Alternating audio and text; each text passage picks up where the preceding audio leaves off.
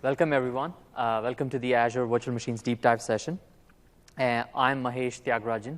I'm a program manager in the Azure Compute team. I've been with Azure for about 2 years now, and I've been working on the new compute stack that is being introduced under Resource Manager today. So we'll be spending a lot of time talking about it. Before we go deep, I just wanted to kind of get a quick check on how many of you know about Resource Manager, have heard about it, have listened to talks about it. Good, 30-40%. So that's good. So because this is the reason I asked was this is a 400 level session. We're going to go deep dive, talk a lot more about the compute advancements that we have made. So it does expect a little bit of understanding of what Azure Virtual Machines is. I hope most of you who are new to virtual machines have listened to the introduction to IIS session. So this talk will be a little bit more high level.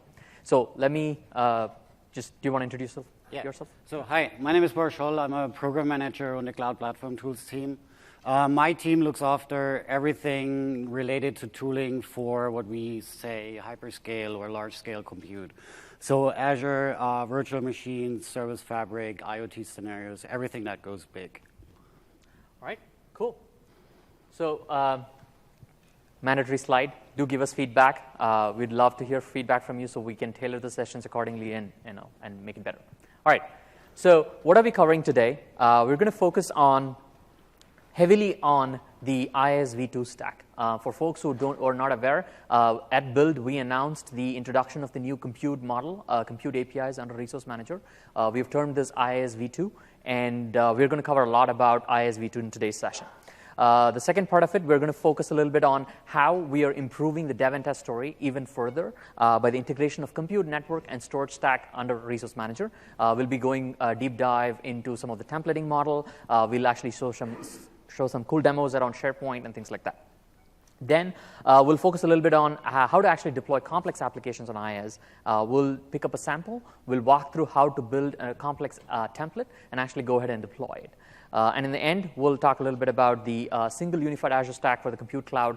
You might have heard some announcements at the keynote or the foundation session. So we'll talk a little bit about that, show something that you have not seen before. All right. Given the fact that there's 30-40% of people who've kind of heard about resource groups, I'm just going to spend a couple of minutes introducing the concepts for folks who have not heard about it.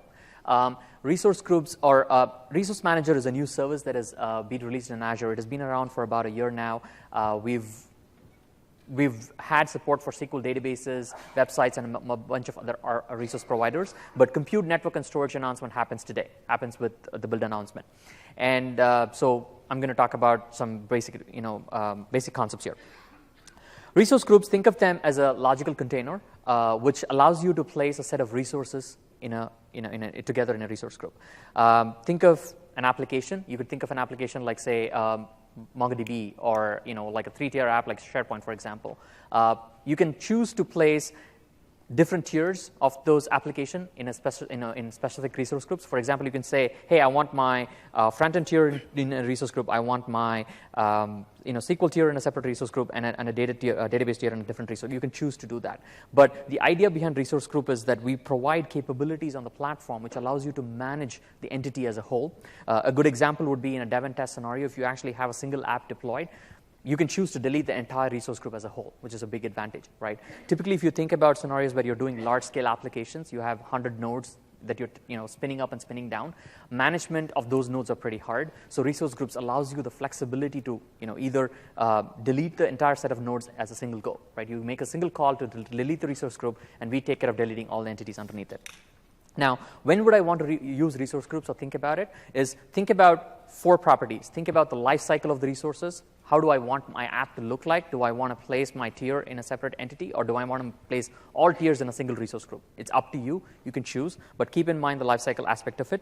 The second is tagging or billing. Think about how you want to tag the resources, because what we've enabled is the capability where you can now get the tags that are configured on the resources propagated to the bill. So any tag that you configure, for example, like say, application is equal to MongoDB, for example, that tag will not just stay in a UI level or for querying. It'll actually propagate through and be available at the end in your customer bill at the end of the month in your CSV file. So with that, you can actually go build rich pivot charts to say how much did each department cost. So Billing is a key aspect of how you architect your resource groups or how you place the resources in a resource group. Another aspect of it is role-based access control. Think about how who gets access to a particular resources. For example, if you have a database tier, you want to actually give access or write access only to the database admin. If you have a virtual network and a set of networking properties, you want to give only the network admin the right access to it. Everybody else can get read access, but you want to just place, give write access to the others. So think about these different aspects when you are creating a resource group and placing them in different entities. The last one here is if you were thinking about high availability or DR scenarios, a resource group actually spans regions. So if you actually have a MongoDB which has the primary sitting in, let's say, West US, but the secondaries are sitting in a different region, you can choose to actually place all of that in a single resource group because the resource group spans the entire globe that Azure regions that it supports. So keep that in mind. Okay, so the key aspects are if you should the resources be in the same resource group or not, you should always think about the common lifecycle, the patterns, the billing aspects of it, and then architect your application accordingly. And we don't support this for now, but we will add support in the future where even if you make a mistake of actually placing a set of resources in a specific resource group and you're like, hey, I want to move this to a different entity because that's where the lifecycle matches better, we will support APIs where you can actually move resources between resource groups in the future to make your management better. Okay. The next aspect is, you guys have heard a lot about it. I'm going to spend a brief amount of time here. I'm going to introduce templates. Template support has existed in the platform for about a year now. I'm not going to go deep into it, but I do want to talk about some of the advantages that it offers when in context of compute. Right? Previously, we just had websites and databases, but with the introduction of compute, it opens up an entire gamut of applications that you can now go build and architect on Azure. And the inherent capabilities that template language provides is actually very helpful because templates themselves are idempotent. Just by saying that templates are idempotent, we also mean that the APIs that are backed by the templates are also idempotent. For example, if you actually have a virtual machine and then you create it with a couple of data disks and you actually do a get VM and then post it back to Azure, it is actually going to accept that request and continue to process it and say it's going to give you a success immediately. So all the APIs going forward that are supported under Azure Resource Manager for compute is idempotent. Compute, network, and storage are all idempotent. And the template language offers this orchestration capability. So when I talk about orchestration, it is the capability where you can actually define a set of resources to be dependent on each other. Say, I want to spin up, in the case of AD, an Active Directory setup, you want to have the primary that boot up first and actually be ready before you want to start up your secondary. So you can actually express the dependency to say, VM2 depends on VM1 before it can actually start up. So you actually express the dependency at the infrastructure layer. And with resource groups and resource manager, you also get the flexibility of just trashing an entire resource group when you're doing dev and test. So we don't offer a rollback capability per se, but it simplifies your rollback mechanism where you just start with a deployment, you push something to a resource group, and then you see, hey, like step 3 of the whole deployment just failed. Instead of just trying to fix that and go and muck around with it, you can just say delete that resource group and start one from scratch. So it's actually pretty easy to do that management. And as I said earlier, with the integration of compute, network, and storage, it coupling itself with Redis cache or SQL databases or website, it opens an entire gamut of applications for you. Now you can orchestrate or build an application or a template which contains all of the Azure resources under Azure Resource Manager with a compute offering. So it gives you a lot more flexibility. We view template files as source files that are checked in, managed, maintained, and used by you guys, and it's stored on your side. And it is continuously used for deployment purposes into Azure. And the parameterization capability in the template itself makes it repeatable. So if you actually have, let's say a SharePoint farm and you're doing some dev and tasks, if you actually go architect one template, you can reuse the template again and again for rebuilding your app again and again. So it becomes a very repeatable, very easy. In the previous cases, you had to go write your own shell scripts or CLI scripts or PowerShell scripts to go build your app on Azure using compute. This simplifies that drastically. So dev and test becomes fundamentally simplified. Okay, so just to kind of touch on some of the the big improvements here. Complexity is made simple, and I'll show you some samples about the complex applications that we've gone ahead and built on Azure.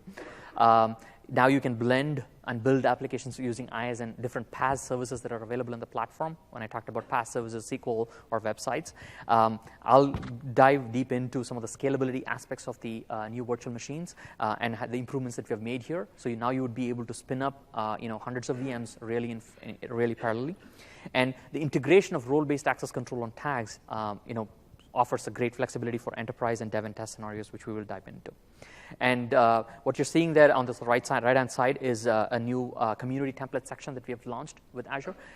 This is going to contain about 60 to 70 odd templates, which are, some of them are basic starter templates that lets you get started. We also have a lot of complex application templates, and we'll be going a little bit deep into that towards the end of the session. Okay, so what are the biggest advantages that are being offered when it comes to the new compute stack? The first one really is the massive and parallel deployment of virtual machines. One of the common pain points that used to exist with XML-based APIs that supported on the platform was we were not able to process, or the Azure stack would not process simultaneous deployment of virtual machines, which you would have faced most oftenly. And that's a massive improvement in the stack. Now you can actually go ask for, let's say, 20 VMs in an availability set if you want, and we will go process all of those 20 requests in parallel. So that's a big difference than what we used to do before. The second aspect of it is the platform offered the concept of availability sets, where we actually physically placed your virtual machines. When you say 2 VMs are in an availability set, we physically placed the VMs in 2 separate racks, 2 fault domains as we called it. This ensured that you had high availability from the platform when the platform rolls out upgrades. Now, with the introduction of the new compute APIs, we are increasing that to 3 fault domains. So for applications that require, like quorum-based workloads, now you can actually get and ensure that the platform will not take the third, will only take 1 VM down in the 3 VMs at any given time. So this ensures that you always have quorum to make sure that you don't these VMs don't go down when there's a physical fault failure. And we've made lots of improvements around the VM extension capabilities as well to make it work well with the templates, and we'll be doing a deep dive on that. We've made a lot of changes around SSH keys and how things are done. You don't have to use a certificate anymore. You just have to. You can directly push the SSH to RSA format for the certificates going forward. And premium storage support was announced on the XML-based APIs 2 weeks ago. With this announcement, we also are introducing the premium storage support on top of the JSON-based APIs around Azure Resource Manager. Okay. Now, I want to spend a little bit of time talking about VM extensions. How many of you know about Azure VM extensions? A decent number. Okay, so I have to spend a little bit more time. Okay, so Azure VM extensions are, so with IaaS virtual machines, what you get is the capability of getting just the infrastructure, getting the infrastructure in the cloud. But that's not all of it, right? There's just a lot of work, a lot of in-VM configuration that you need to do to actually go get your app up and running inside the virtual machine. So we've partnered with a lot of, third-party vendors who've actually, and we have some folks from Docker sitting right in front. We have the Docker extension also on the platform. We have partnered with a lot of the third-party vendors to actually go get the extensions like Chef and Puppet into the platform to make it easy for customers to do in-VM configuration on the infrastructure. In addition to third-party tools like Chef and Puppet and Docker, we've also focused on getting the basic scripting capability. So we have custom script Windows, we have custom script Linux extensions. So you can actually write a shell script or a Python script and ask for it to be run inside the virtual machine in a very easy fashion, both on Windows and Linux. And we also have first-class DSC support. This is the desired state configurator support from PowerShell. We also have first-class support for that in our extension model. So the way it works is that the extensions are curated first-party models or agents, if you will, that are being published to the platform, and we replicate them all over the world. So whenever a virtual machine is created on Azure, and you say, hey, I want to push a DSC agent into the platform, we actually take that agent from one of our globally replicated stores and push that agent inside the box. And then the platform is in constant communication with that agent to be able to give it instructions. In one case, you can say, hey, go run the script, right? We actually take that script and actually send that instructions down to the agent to be able to go do that work, so it actually happens inside the VM. And the power of this with Resource Manager really is now where you can express dependencies between these script files as well. So you can actually say, I have 2 VMs and I want to run 2 scripts between them, but you can express a dependency where script 2 on VM2 can take a dependency on script 1 on VM1. So you have in-VM configuration and dependencies that you can not just express on the infrastructure layer, but now you're expressing dependencies between the script files that you're running across the different VMs. Now, in-VM configuration of this just becomes really simple. So now you can express dependencies not just at the infrastructure layer. Now you're expressing dependencies across the application layer between the different environments, and you are building complex applications on Azure. Right. Another key part about the new compute network and storage stack, or the changes that we have done, is also gone ahead and fundamentally looked at how do we want to expose networking to customers? How do we want to expose the bare bones networking constructs to customers? So the first thing that we have done is that earlier you used to have the virtual machines would carry the networking configuration, like, you know, I want a reserved IP, or I want an endpoint for the VM. All of the networking configuration was part of the virtual machine itself. Now we have broken that apart. We've really taken the Lego blocks of networking and just started provisioning them. So going forward, you'll have a network interface as a first-class object to be able to attach to a virtual machine. So that's the first thing that you create. And the important part about the network interface here is that it's not, it is a floating network interface. So when you actually delete the VM, it's actually not going to get deleted. So the life cycle of the networking configuration is actually separate from the virtual machine itself. And the good part about this is when you do complex application configuration, like, you know, I want to use security group A and then put it in virtual network B, all of that configuration just stays with the virtual with the network interface and including the IP address. So you can actually float the network interfaces around to the different virtual machines that you need. And load balancers, this is one of the things that you used to offer as an implicit capability in the old model. Load balancers is now a first-class resource that allows you to define a load balancer, internal or public, and then attach the NICs to the load balancer and say, hey, here are the NICs that I want to load balance as part of this load balancer. So you get the flexibility of doing that. And another improvement that we've made is around the virtual networking APIs. So if you think about the existing model, we used to have a NetCFG-based model where it was XML-driven. And if you had, let's say, 10 virtual networks in your subscription, you had to toggle and operate using that single XML file and actually toggle all the 10 virtual networks in the stack. With the improvements here, now you get the flexibility of dealing with and operating only for a single virtual network. And we have also added support for toggling individual virtual networks through PowerShell and cross-plat CLI commands as well, so which is very flexible. And we've also added support for public IP addresses. We had support for this on the old stack as well, but we've also added in the V2 stack. Public IP addresses can be dynamic or static, and it can be assigned either to a NIC or to a load balancer. The last one here is the network security groups. Network security groups offers both inbound and outbound rules, so you can actually go filter based on, hey, here are the inbound rules that I want to set on my public IP address, or you can actually configure outbound rules or inbound rules as well. Okay, so what are the notable changes in the APIs? There are a few things that we have fundamentally changed. We used to have something called as a cloud service, which offered a lot of these capabilities. That's been modified to us Lego blocks, really. So the cloud service that it offered used to offer us a public IP address or a VIP. It used to give us an implicit load balancer. It used to give us an implicit concept called an availability set. The networking configuration was tied to the virtual machines. All of those constructs were so tightly coupled with the virtual machine and the object itself. We've really broken them apart, given them the Lego blocks, if you will, and actually asked you guys to construct and actually make them stitch together the way that you think is the right way to go about it. And we have a lot of samples to make it easy for you to understand how this can be done. And these samples include not just at the template level, but also includes, goes from templates to PowerShell commandlets to CLI support, and including client libraries. We added support and samples for all of these different entities, so you can actually go do that. Another key part that I do want to mention here is that going forward in the Azure stack, virtual machines need to be created in a virtual network. You cannot create a virtual machine just by itself. It has to be placed in a virtual network. This is security by default. We want to make sure that every virtual network, every VM created on Azure is in a virtual network. And you have to explicitly choose to say that you want to place the VM on the internet. If you create a VM by itself, it's not going to get a public IP address like before. So it gets secured by default.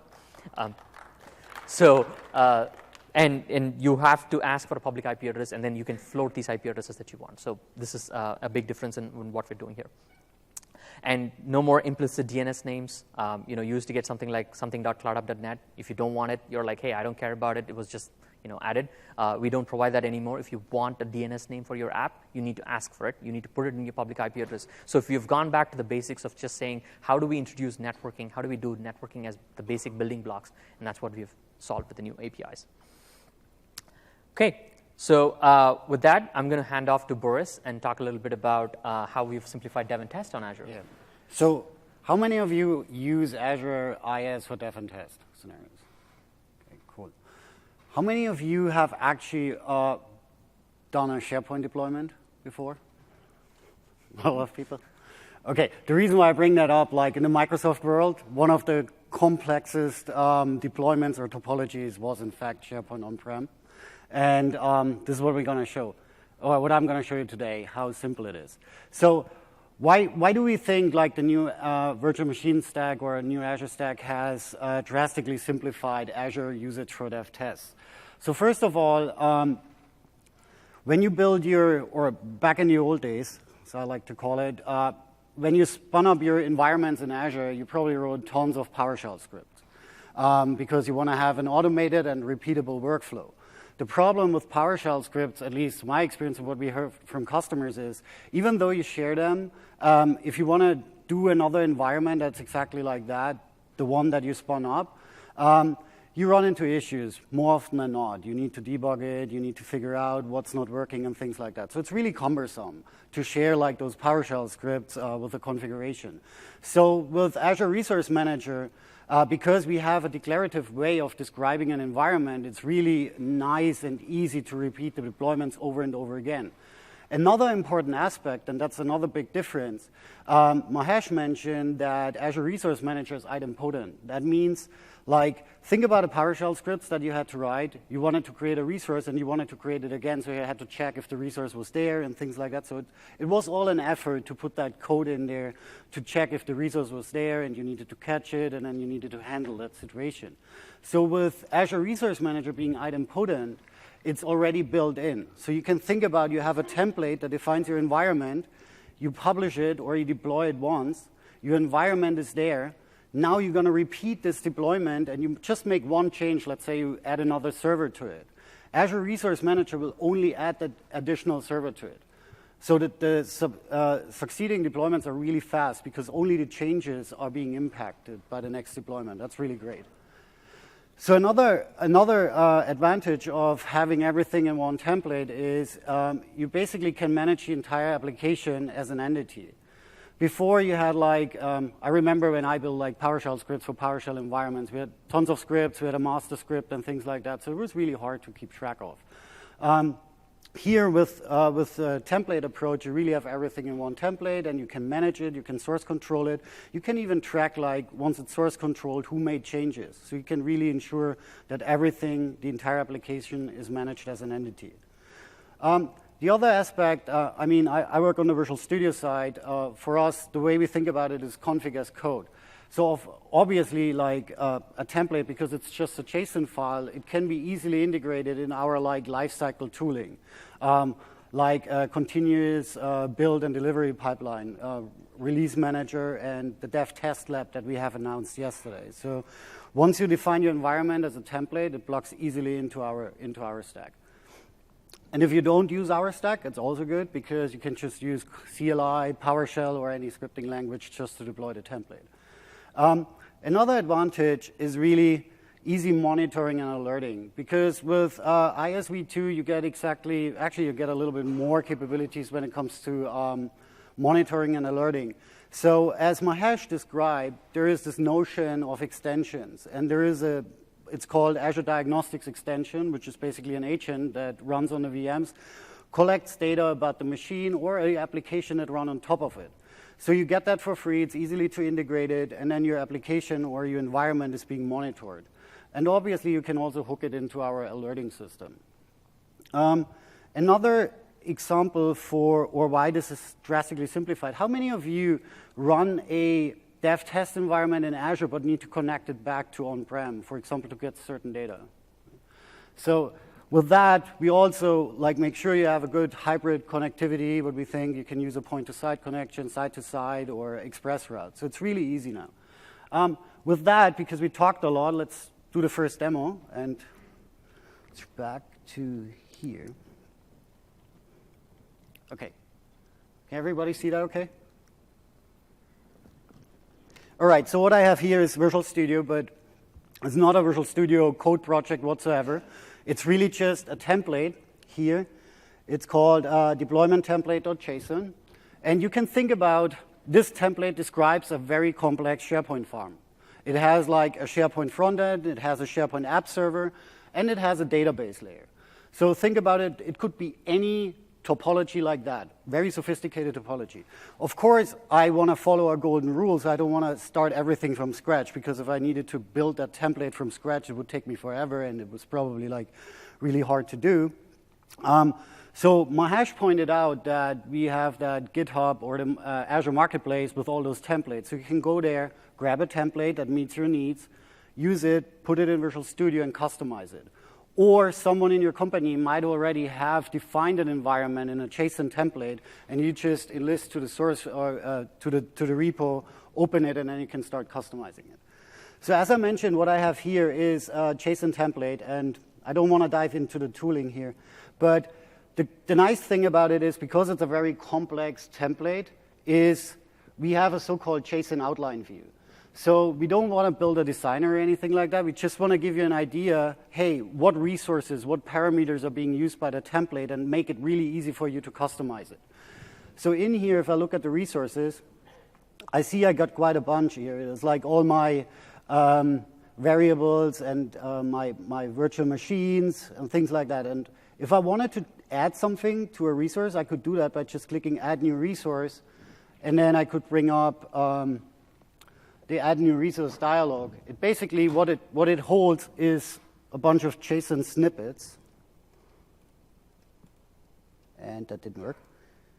So what it holds is a bunch of JSON snippets that define artifacts in your environment. So for example, you could add another virtual machine to it, or another extension, or another network. So as I mentioned before, I already deployed the template to Azure, just to prove it. It's here. It's basically a SharePoint farm on Azure deployed through Visual Studio. So what I'm going to do now is, oh, now it's here. Look at this. This is the template. This is the snippet editor. OK.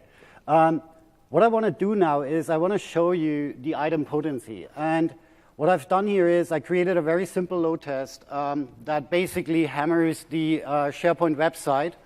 And because I haven't changed anything on my front end, I'm going to start deploying the template. And you should see when we're in the portal that it's still accepting requests. Let's do this. Let's run the test. The load test is actually using Visual Studio load testing service. It's also cloud-based, so I'm not executing it locally because my machine wouldn't be, or doesn't have the horsepower to hold all those agents, right? It's very easy to integrate. Only downside is it now needs to require some resources, so it will take a while, but it should be fairly easy. And while we configuring the agents, while we start that, I'm going to go and deploy the template. So in here, this is the deploy to resource group. So there is no, and again, there is no Visual Studio magic, because what we use to deploy the template is really PowerShell. It's a PowerShell script that you can just use, take, customize, so it's what every IT pro uses. So there is no magic in Visual Studio whatsoever. So in here, I'm going to choose my subscription. I already have my resource group. And then I just want to show you the parameters. Because you've seen on the left-hand side in the JSON outline view, I had quite a bunch of parameters. But this is fairly convenient, because it gives you the parameter name, and you just need to add what you want to name the resources, right? So let's save it, and then kick off the deploy. And this is a little bug. So now the deployment started. And if we look down here, if everything goes well, which we hope, it has a template, is valid, so it's been validated by Azure Resource Manager. Everything is good in a template. Then it starts creating the template deployment. And then you should see any minute that the resource creation is fairly quick. You need to think about this as like virtual machines, virtual networks, and everything. But this is really the idempotency. It really goes in there and says, okay, I already have that. I haven't touched it. Nothing has changed. And it basically just goes to the next step. Here it starts and says availability set, storage accounts, succeeded. So let's do one thing here. As you can see, like now it's really start going, right? Hey, I already have the resource. Resource hasn't changed. Go to the next one. Go to the next one. And while it's doing that, if we go in here, that's the Server Explorer. I can go to the SharePoint front end, click on Configure, which takes me to the portal. It deep links into the portal. We don't want to have any configuration stuff in Visual Studio because we really think the portal or PowerShell is the right way to do that. So we're going to take you to the portal here. And then you can see your SharePoint virtual machine is still running while a new deployment is going. And that's, I think, is really great, especially for dev test scenarios. Okay. All right. With that, I'm going to switch back to slides. But I think because most of you have already heard or seen about, where's that? About tags, and Mahesh already mentioned it. I just want to point out a couple other things because the tagging, when you think about tagging, it's name-value pairs that you can assign to resources or resource groups. So in a dev test scenario, that's pretty convenient because, as Mahesh mentioned, you can actually tag environments and say, this is my dev environment, that's my test environment. But there are other scenarios that I want to point out because there is like, you get a pretty decent insight in your costing. Right? Because you can also tag by department. You could say, hey, those resources are being used by the finance department. Those resources are being used by the engineering department. And then in your billing, you just need to filter out those tags, and you have a granular bill. The reason why I'm mentioning that is because we also got a lot of complaints about our billing system, and it was hard to figure out who uses what resources. Another thing, what the tagging is good for, you could actually tag Ryan Jones, who works on the Azure Resource Manager, had a very good example. I just repeat that. You could actually tag a resource with the responsible person for that resource. So think about you have a mission-critical application, something goes wrong, and you could actually just go to the tag and say, who should I contact here?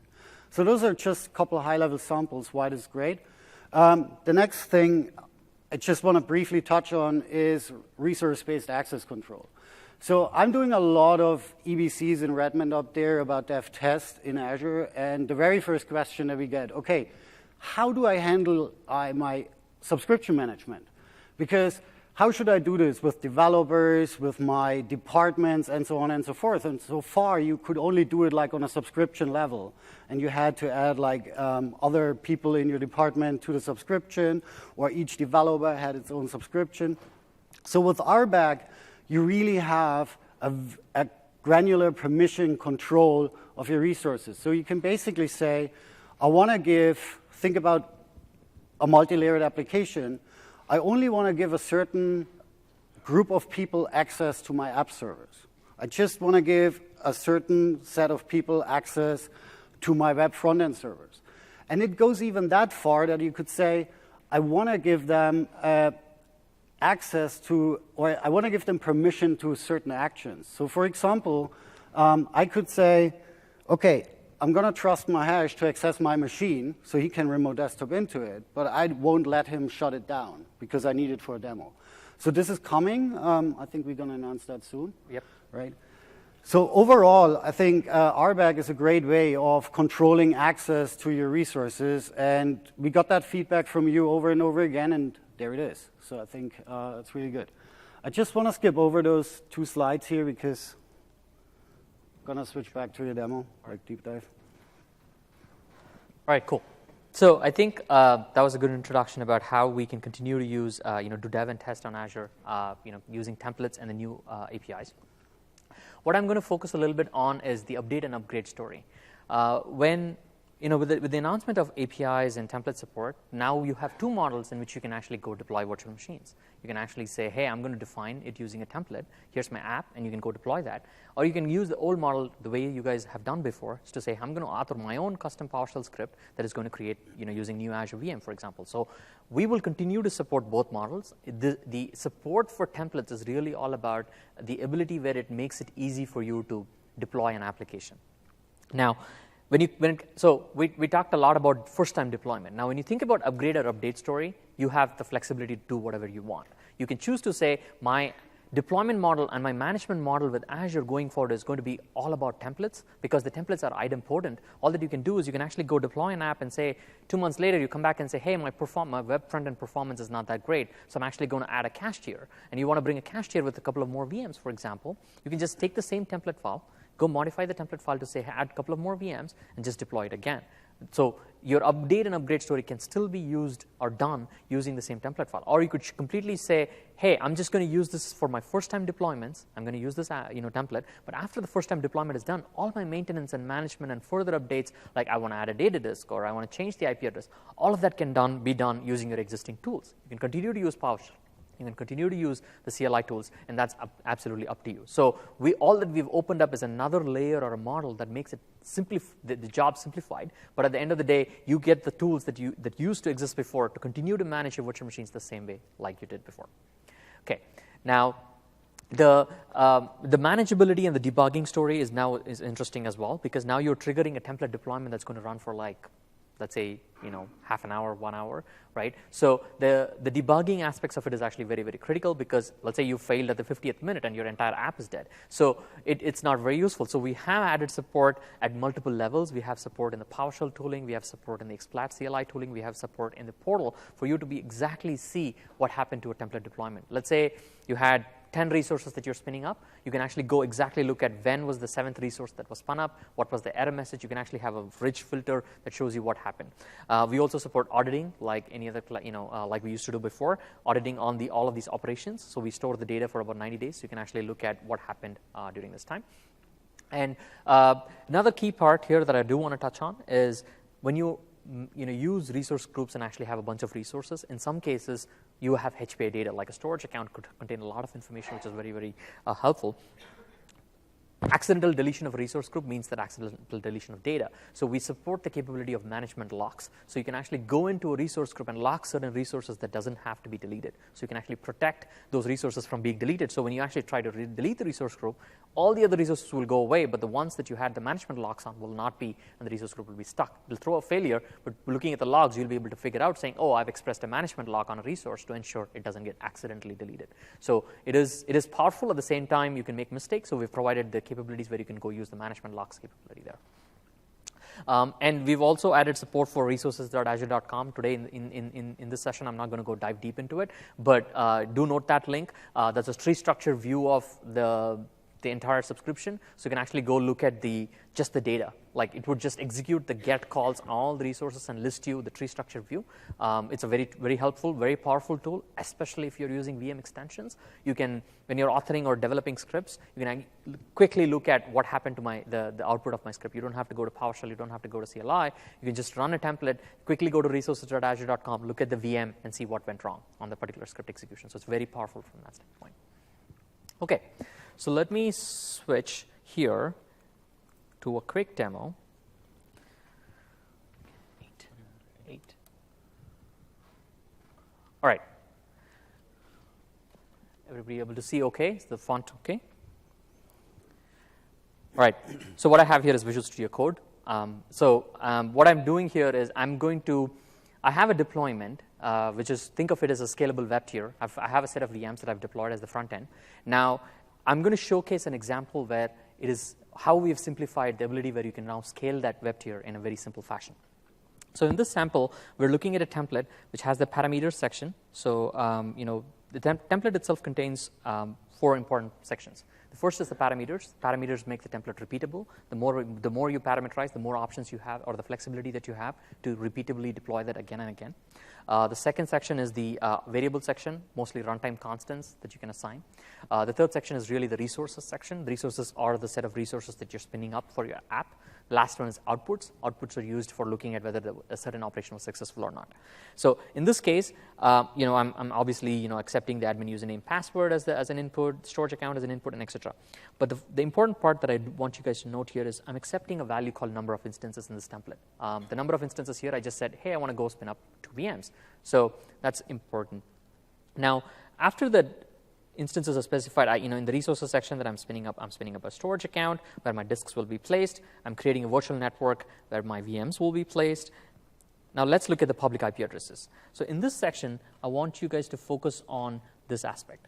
So what we have here is a new capability called copy capability inside the template language. So what this offers is the capability where you can place this in a template file and actually ask it to be executed n number of times. So in the case where I accepted it as 2, what this is going to do is it's actually going to create 2 public IP addresses simultaneously because there are no dependencies.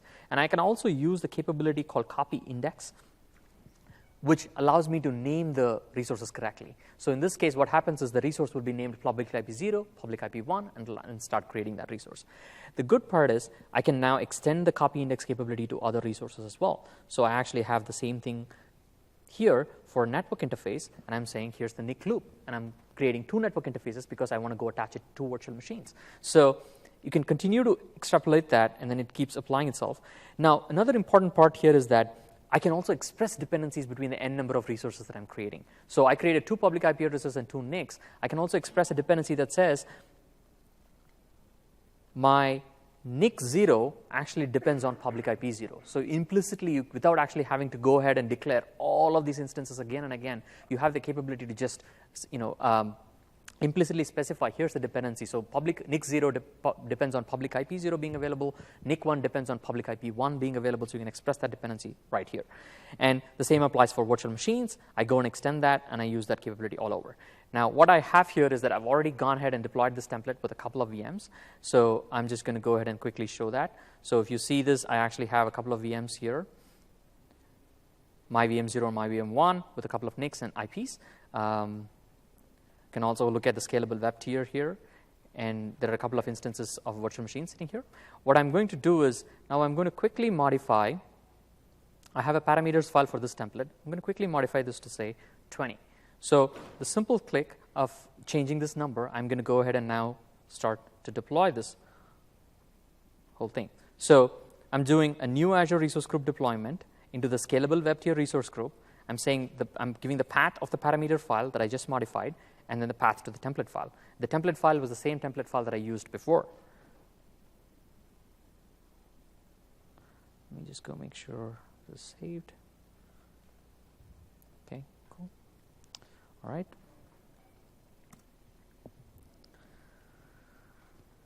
All right, so these templates are posted onto Azure Resource Manager. The template is valid, and the deployment is now being created. In this case, what happens is that now it's going to look at, oh, wait, VM1 and VM2 are already up and running, and the user is asking for 20 more VMs. So we'll automatically start provisioning the remaining 18 VMs just based on this template. So it shows the idempotency nature in the template. It also shows the scalable nature of the stack. So as you can see, slowly the IP addresses will start getting created. The network interfaces that are dependent on them will start getting created. So, and this is a key part, not just purely from a deployment standpoint, but also the fact that the scalability of the stack, right? Previously, if you wanted to go do this against the XML-based APIs, you would have to wait a couple of minutes before you go to the next operation. You would not be able to add the VMs. But the improvement here really is around how we've fundamentally simplified the ability to go do this first at the language level, where in a template, you can just do this by a single change in a number. And also, the underlying platform has significantly improved to provide the rich capability for scaling up really fast, right? Okay. And you can see these VMs are going to continue to run. In shortness of time, I'm going to jump back in again to the slide deck. All right. So the next part, we're going to focus on how do we go about deploying complex applications. Now, we just looked at a simple app that just was a front end. I had a website running there. I just scaled it up. It was not that big a deal. Sure, we could do this using a PowerShell script, but we simplified this using Resource Manager. But how do we fundamentally simplify complex, right? So one of the things that we've heard about, you must have heard about it before, but we have support for a lot of the Windows and Linux workloads on the platform.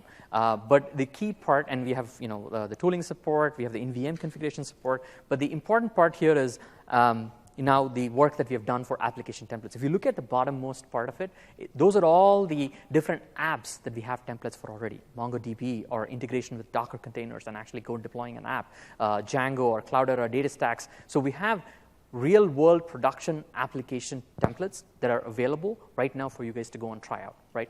Previously, if you had to go do this by yourself, and if you want to go architect this application, it would have taken you like a couple of weeks to just know what you need to do, understand the different constructs. But now what we've done is we've simplified the ability where these application templates are available for you to go start from. You can actually just start from a Kafka cluster. You can go look at, oh, here's how I spin up a DataStax Cassandra cluster. You can take that template back, go make the necessary modifications that you want, and then go deploy it again. So you get that flexibility from the platform. And the next part is when you think about architecting templates. So in this section, what I'm going to do is I'm going to give you guys a little bit more insight into what you need to think about when deploying or architecting templates for your complex applications. Just first of all, just think of them and break them down into infrastructure and NVM configuration pieces. When you break them down into infrastructure, think of them as, hey, what am I architecting the template for? Am I architecting this just for a single production environment, or am I architecting this for multiple environments? So think about, am I doing this for like a dev environment, test environment, or prod environment? What are my different requirements? How many VMs do I need to place in each one of these different environments if I were to use the same template again and again? And then for common application infrastructure tiers, I'm going to show you a sample. It would be a good idea to break them apart. Like if you're creating a single virtual network where the entire thing is going to be deployed, I would recommend that you actually create a separate template just for the infrastructure pieces, like creating a storage account or creating the virtual network, and leave the other pieces out. And the other part is you can also leave the NVM configuration in a separate template. You can actually go define a template that just is responsible for deploying the app and configuring the app, let's say MongoDB or other apps, right? So you can keep a separate template. And obviously, the multiple Azure resources, like for example, if you're doing websites or SQLDB, keeping them in a separate template is good. Now, you've gone ahead and created 5 or 7 different templates now. How do you go and patch them together? So we have the capability in the platform called template linking, and I'll show you a sample of that. It is actually going to go ahead and allow you to stitch all of these different templates and express dependencies between them. Now you can express dependencies between the not just the infrastructure, but you can also express dependencies between the NVM aspects of it. When you think about the NVM configuration, what I need to do inside the VM, always think about architecting in a way you take out and break apart the common scripts that you need to run across a bunch of nodes and actually have separate scripts for that, and then do the app-specific scripts as well. So if I were to just think about this and look at, try to put an architectural diagram around it, what you will have is you have to define the set of parameters that you want to place or accept in your template across different environments, dev, test, and prod, and then have a master template that is responsible for actually going and deploying the whole app, but knows how to call into the right set of apps and the dependencies. And I'll show you some samples for that. And have some logic or strategies for how you would place or accept inputs from the user that targets different environments, dev, test, or production. And then have these different member resource templates or shared resource templates. When I say member resource, these are templates that would be responsible for deploying the actual VMs and stuff like that. But the shared resource templates more are around the infrastructure and the storage accounts and things that you need to go create. And in other cases, the shared resource could also be a website, right? And then you can actually have a simple template that is responsible for spinning up a single VM, and you can go ahead and use the looping capability to call it again and again. So you can accept a user input which says, spin me up 7 VMs in a DataStax Cassandra cluster, but then actually have a single VM setup cluster and then call it again and again 7 times to actually go spin it up on the fly. So you can architect this entire app from a single template file. And then from the template file, you can choose to call into the different extensions or the scripts themselves and say, hey, go call one of these basic scripts that will just first pull down the MongoDB or the Cassandra database specific exes or tar files, and then run specific scripts to do configuration based on the input that you have passed in, for example, for the data side. In some cases, the shared resource templates could also choose to be called into the script files themselves. So in this example, what I'm going to do is I'm going to talk a little bit about a real-world app which we have built, and it's available for you guys to go try, is the DataStax on Azure Virtual Machines v2. So DataStax is an industry leader in developing and delivering solutions based on Apache Cassandra, right? And they have 2 SKUs available. They actually have a community SKU available. They also have a DataStax Enterprise SKU available for you guys to go use. And they're a commercial enterprise-ready NoSQL database, right? So we have quite a few customers who have already started using Cassandra on Azure. So what we're going to look at is how do we go spin up this entire cluster in Azure. We're going to look at how you can have this front end or the Op Center VM, and then you can specify or accept a set of input nodes or input VMs from the customer and be able to spin up the entire DataStax Cassandra cluster. Okay. Here's a quick view of what, when I walk through the template or when I go to the folder, you might see a bunch of these things. I just want to give you a perspective. When we talked about the master template, that's the Azure deploy.json. When we talked about, breaking apart the different pieces, you could think of the Cassandra nodes themselves. That could be the ephemeral nodes.json. You actually have a file that defines that specific configuration. You have the Op Center VM with which you actually log in and monitor the entire DataStax cluster. That could be a separate, JSON file. We've also broken down the installation of the configuration of the Op Center VM as a separate JSON file. So the extension, the script running inside the VM to configure Op Center is a separate JSON file. So you can actually break all of these different files and the scripts themselves to go ahead and run. So let me go ahead and switch over. Hit 8. Oh, so the earlier demo that I showed succeeded, and the important part to note here is that if you actually see, we started at 111, about 115, 4 minutes, you get 20 virtual machines, which is phenomenally different, right? So, all right, let me jump back. Let me go here. Okay, so if you look at it, here's the entire set of files or folders that files that actually constructs this DataStax template. So as I mentioned earlier, we have a Azure deploy.json. That's your master file, and then you have the ephemeral nodes, which is the specific nodes that are the JSON files that are used for spinning up the DataStax nodes. And then you actually have the Op Center resources.json, which is actually the Op Center configuration of the VM. And then you have the Op Center install resources, which is running the custom script extension inside the virtual machine to configure Op Center. So if you look at this template, once again, very similar. You have the parameters section. And another important part here with this template specifically is that it accepts the cluster node count. This is the number of nodes that you want to specify in the Cassandra cluster. So it's very similar to the other template that we used. But here we'll be using a different strategy for actually going ahead and deploying such a complicated app. So let's go back in here. The first thing that I want to point out to you guys here is the resources section. We have a model, I talked about how you can actually have different templates. We have introduced this model where you can have template linking capability, this thing specifically here. This template linking capability is what allows you to stitch all of these different templates together to go build the right set of app, right? So you can pass in the location of a template link here and say, hey, here's the location for this particular deployment, which is the first one here is the shared template URL, which it means that it's going to spin up the virtual network and the storage accounts. It's actually setting up the environment, setting up the basic infrastructure, and it's starting from there. So that's the first template, first deployment that's being executed. The second deployment here is the cluster nodes. You're actually triggering the deployment of the cluster nodes specifically. You're creating, let's say we start with the DataStax Cassandra cluster for 5 nodes or 7 nodes. Those are the nodes that will get created next. So it's the cluster nodes template URL, and that gets created. And if you look at it, it actually accepts the node count information. So it gets passed in, so 5 or 7 or 10. It accepts that input and actually goes ahead and creates so many other nodes. And if you look inside that template, that is actually going to create one virtual machine with a copy having 7 or 5 being passed as an input, right? And the last section is the Op Center thing. So let me go back here. So this is the Azure Quick Start template section that I talked about earlier. So this is the announcement that we have made. If you actually go to azure.com, go to community, and then go to the template section, you will actually land here. These are the different templates that I talked about earlier. So we have about 60 or 70 odd templates and very application-oriented templates as well. So we have Kafka, Spark, Hortonworks, Cloudera, DataStax, all of these different templates available on the platform. So let's go pick DataStax and Ubuntu. So right from azure.com, you can actually go ahead and deploy this template into your subscription. So you can actually go say deploy to Azure.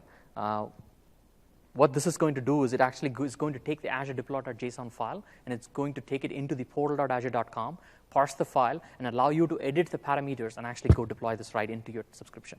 So that's what you're seeing. So now it is loading the whole template into the portal, and it's going to generate a custom UI for you. It's actually going to take, based on the number of we looked at, like, let's say, all of these different parameters that we are looking at here will now be loaded up here in this template file, and it'll actually allow you to edit this file in a single click. Let's give it a minute. Yep. So that template file is now directly loaded into the portal from a single click, and you have the flexibility to go enter the values for this. So this is the entire template file that we just looked at, and it actually has all the deployments. I'm going to just go ahead and save it. I'm going to edit the parameters. Just go get stacks, 67. Just go use that name. I'm going to go ahead and give it some parameters. Pick D3. I'm going to spin up a 5-node cluster. Give it a cluster name. I picked an existing subscription. I'm going to create a new resource group.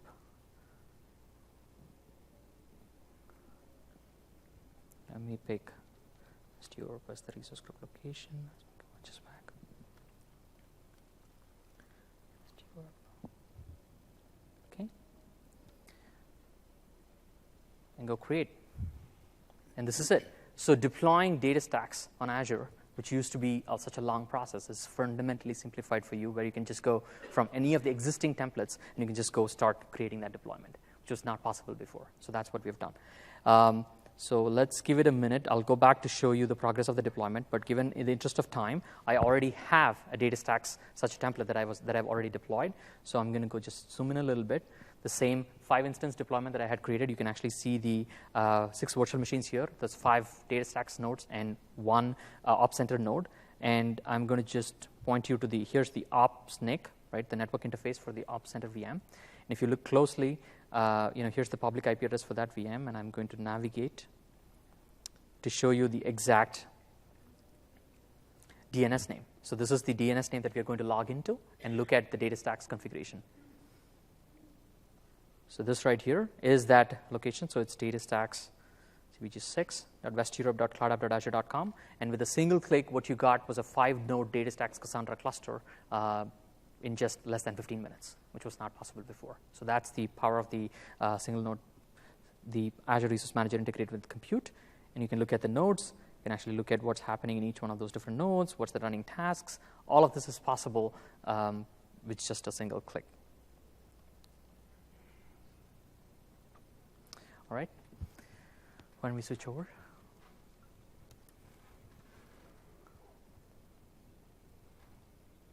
Cool. So just kind of wrapping up, the last part about this is all of these templates and the language that we talked about, the APIs themselves, not just more on the template side, but also the APIs themselves and the client tools and the Azure PowerShell commandlets. All of this is going to be consistent.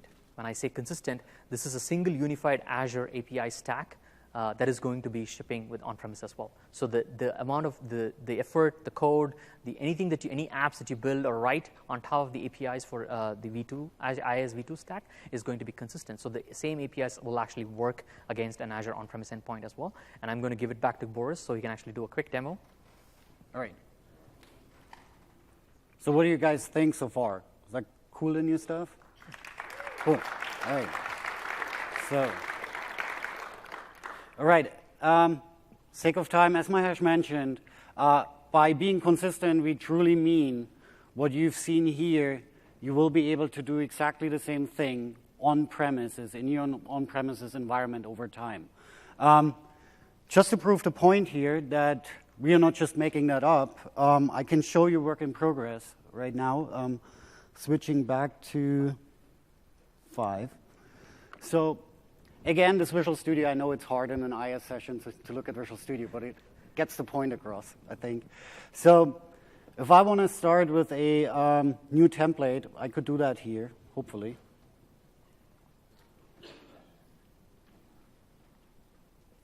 And click Azure Resource Group.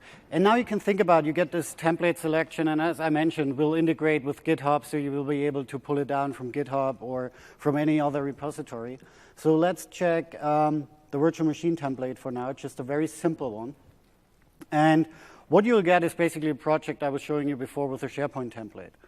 But the biggest difference, and again, that's work in progress, the biggest difference now is that if I'm going to go in here, so here's my template, just to set. This is the template. Now if I come in here and say deploy, create a new deployment, so it sees my account. I'm signed in with my bScholl account, but it also knows I have a on-premise Azure environment. So I can come in here and say, hey, which cloud do you want to deploy that thing to? Do you want to deploy it into public Azure, or do you want to deploy it into the private cloud? So here I'm going to choose private cloud. And then it lists my subscription. It knows. It's actually pretty cool, I think, because I'm signed in with my AD account. It knows that I have access to private cloud. It lists the environments I have access to. And then it lists the resource groups. And again, there is no resource group in there right now, but I think you get the point. So eventually, at some point, you will be able to take that very same template and just decide which environment you want to deploy it into. And I think this is a really, really great story we have here. And with that, that was really a very short demo, but we just wanted to prove the point that we're really working on that. So, you want to close it? All right, cool. Cool. All right. So in closing, I think we wanted to get you guys ramped up on the new IaaS v2 stack, some of the improvements and the advancements made, not just the fact that it has come under Azure Resource Manager, but also there have been fundamental improvements and features that have been added. We've gone back, thought a little more about the networking constructs, went to the fundamentals, broke it down, made it Lego blocks, and we've added more capabilities around VM extensions and how it integrates with Resource Manager, so you can actually go build an app. Think of apps more than the infrastructure. That was the goal. All right? Thank you so much for your time. Thank you, guys.